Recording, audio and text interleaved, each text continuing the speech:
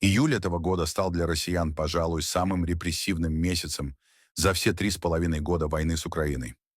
Диктатор окончательно слетел с катушек и готов рубить головы направо и налево, особенно мужские. Через месяц всех мужчин призывного возраста внесут в единый электронный реестр воинского учета. В феврале 2022 года, в самом начале полномасштабного вторжения агрессивной России в соседнее государство, большая половина россиян еще не понимала, что происходит и куда это все приведет. Только малая часть людей, спасая свои жизни, паковала чемоданы и покидала страну. Никто, не уехавшие, не оставшиеся, не хотели митинговать и тем более свергать власть. За что в сентябре того же 2022 года получили вторую порцию наказания. Наказание за смирение, так называемую частичную мобилизацию. Удивительно, но и тогда страх тюрьмы оказался сильнее мечты о свободе. Никто не протестовал, никто не хватался за вилы. Очередные прозревшие действовали согласно старой, но верной схеме «чемодан, вокзал за граница». Оболваненные же поехали в Украину поживиться бывшими в употреблении унитазами и стиральными машинами. Но были и те, кто по разным независящим от них причинам не смог уехать, даже несмотря на несогласие с политикой Кремля. Например, те, кто имеет на руках немощных родственников и несет перед ними ответственность.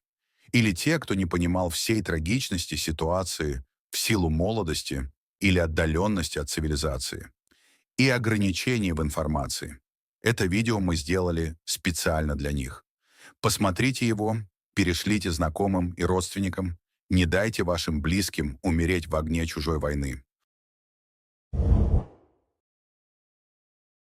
Ты живешь в России, и тебе от 18 до 30 лет.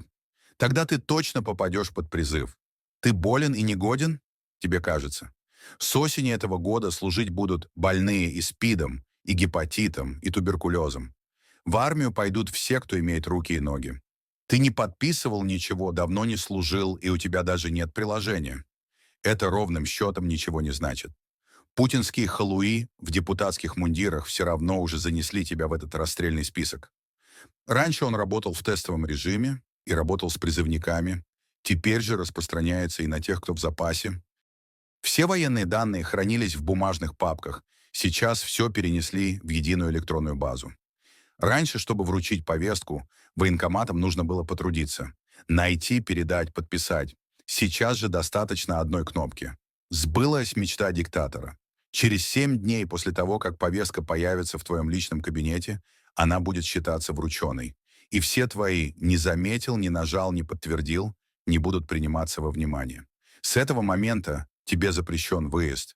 Ты не сможешь взять кредит, зарегистрировать предприятие, совершать сделки с недвижимостью, и тебя временно ограничивают в получении водительских прав. Удалил госуслуги? Неважно. Граница все равно для тебя уже закрыта. Ведь есть единый электронный реестр воинского учета, в который пограничник обязательно заглянет. Даже не сомневайся. Ну и вишенка на торте. Законопроект о круглогодичном призыве. С 1 января 2026 года тебя могут забрать не весной и осенью, как раньше, а в любой момент.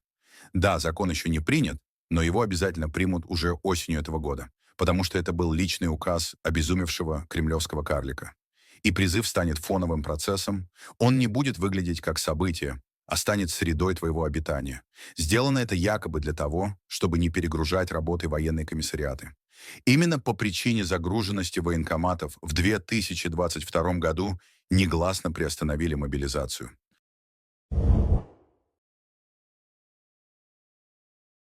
Расскажем, как это, скорее всего, будет работать в реальности. Повестки будут рассылаться массово для того, чтобы ты не смог покинуть страну. Конечно, абсолютно всех отправлять на войну не будут. Какую-то часть отправят в учебки, какая-то часть будет уточнять данные, проходить обследование. Остальных будут держать в стране повестками без принуждения к каким-то действиям. Но мы уверены, что это будет малая часть. Большинство все же попадет в адскую мясорубку. Власти учли ошибки мобилизации в 2022 году. Это гласность. С помощью соцсетей люди узнавали, как проходит мобилизация. Многие в панике покинули страну, тем самым спасли себе жизни. В новых реалиях это может быть невозможно. Чтобы ты не узнал о мобилизации слишком рано, либо чтобы не смог рассказать всему миру об очередном беспределе, включаются следующие меры. Штраф за поиск экстремистских материалов. Эта поправка предусматривает штрафы от 3000 до 5000 рублей за умышленный поиск или получение доступа к материалам из федерального списка экстремистских материалов, даже через VPN. В свою очередь, использование VPN тоже может стать уликой против тебя. А попытка узнать правду — административным правонарушением. Страх перед наказанием будет у всех, даже у так называемых аполитичных граждан и даже у зетников. Не зря же Симоньян и Мизулина первыми возмутились новым законом.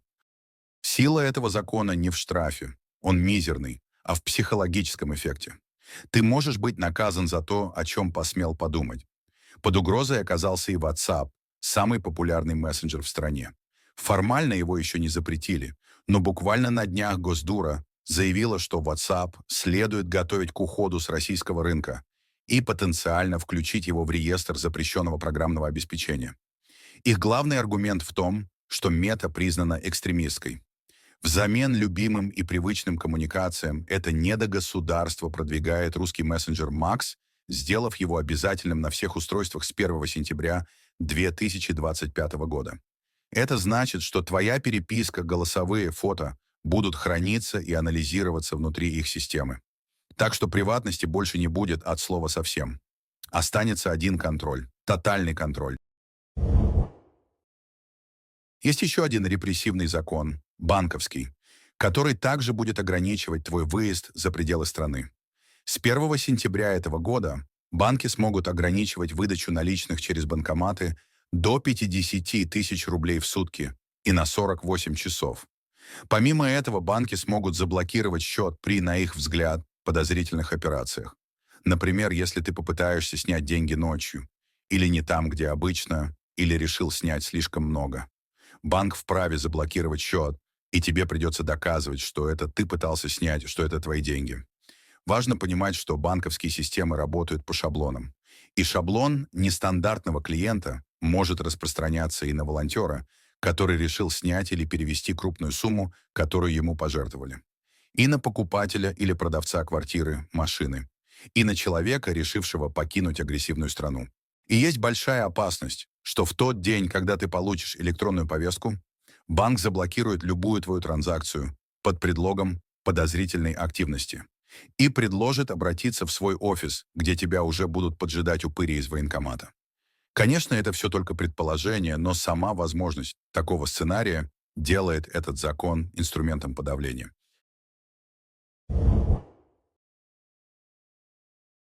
Мы стараемся не просто тебя проинформировать, а собрать все пазлы, которые власть специально разбрасывает по разным углам, чтобы ты не увидел картину целиком. Поверь, когда пазлы складываются, становится действительно страшно. Из всего становится понятно, что совсем скоро начнется массовая мобилизация. Посмотри сам, ведь все уже подготовлено для этого. А чтобы примерно предугадать ее начало, нужно заглянуть в геополитику. США открыто заявили, что Украине дана военная помощь на контрнаступление в 2025 году. Украина готовит контрнаступление ближе к осени, когда техника из США и Германии будет на фронте в достаточном количестве. Если Украина ударит по России дальнобойным оружием, Кремль может воспринять это как повод для защиты и активизировать масштабную мобилизацию. И тут как раз им и понадобится этот удобный закон о расширенном призыве. Россия уже вышла за рамки авторитаризма и превратилась в диктатуру. Теперь в России ты не обязательно должен совершить преступление, чтобы государство признало тебя виновным и наказало. Государству достаточно, чтобы ты был свободным. Свободным в своем выборе, свободным в своих мыслях. Поэтому этот Левиафан стремится изолировать тебя от мира, сделать послушным, сломать волю к сопротивлению. Это модель, проверенная десятками диктатур. Не дай людям уехать, думать, говорить или знать, накажи их за мысли, и они сдадутся. Но пока ты смотришь это видео, у тебя еще есть выбор. Окно не закрыто, повестка не вручена, VPN работает. И если ты понимаешь, что происходит, не жди. Не жди, пока не стало слишком поздно.